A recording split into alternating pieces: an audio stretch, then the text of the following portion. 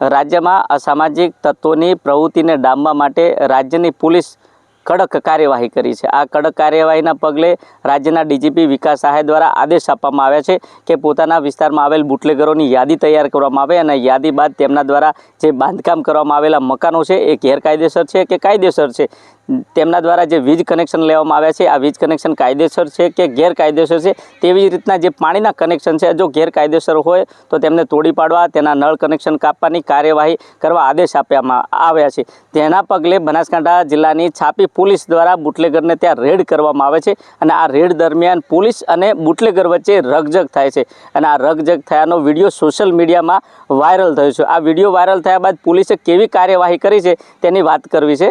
વૈષ્ણવજન તો તેને કહીએ જે પીડ પરાઈ જાનાને રે।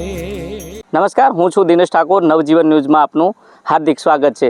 વાત છે બનાસકાંઠા જિલ્લાની। બનાસકાંઠા જિલ્લા પોલીસ વડા દ્વારા અસામાજિક તત્વોનું લિસ્ટ તૈયાર કરવામાં આવ્યું છે અને લિસ્ટ તૈયાર કર્યા બાદ અનેક અસામાજિક તત્વોના જે ગેરકાયદેસર બાંધકામો હતા આ બાંધકામો પર બુલડોઝર ફેરવામાં આવ્યું છે અને તેમની સંપત્તિનો નાશ કરવામાં આવ્યો છે। તો બીજી તરફ જે ગેરકાયદેસર કનેક્શન લેવામાં આવેલા હતા તે કનેક્શન પણ કાપી કાયદાનો પાઠ ભણાવવામાં આવ્યો છે, જેના પગલે અસામાજિક તત્વોમાં ખોફ ફેલાયો છે।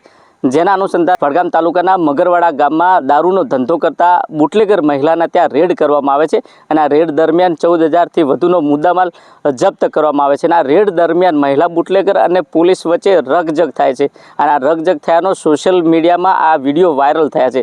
ત્યારે ચોક્કસથી કહી શકાય કે જો પોલીસ કર્મીઓ સાથે આ મહિલા બુટલેગર હોય કે અસામાજિક તત્વો હોય, જો પોલીસ સાથે રકઝક કરી શકતા હોય તો સામાન્ય જનતા સાથે શું ન કરી શકે તેને લઈને પણ અનેક સવાલ ઊભા થયા છે। જેના પગલે છાપી પોલીસ દ્વારા આ મુદ્દામાલ કબજે કર્યા બાદ 9 જેટલા બુટલેગરો સામે ગુનો દાખલ કરવામાં આવ્યો છે અને એક બુટલેગરને અટકાયત કરી બાકીના જે બુટલેગરો છે આ બુટલેગરોને જેલના હવાલે કરવા કાયદેસરની તપાસ હાથ ધરી છે। કહી શકાય કે આ તપાસ બાદ આ ક્યારે આ બુટલેગરોને તેમના ઉપર કાયદેસરની કાર્યવાહી કરી અટકાયત કરવામાં આવશે અને કેવી કાર્યવાહી કરવામાં આવશે તે એક મોટો સવાલ ઊભો થયો છે। દિનેશ ઠાકોર, નવજીવન ન્યૂઝ, બનાસકાંઠા। વૈષ્ણવજન તો તેને કહીએ જે પીડ પરા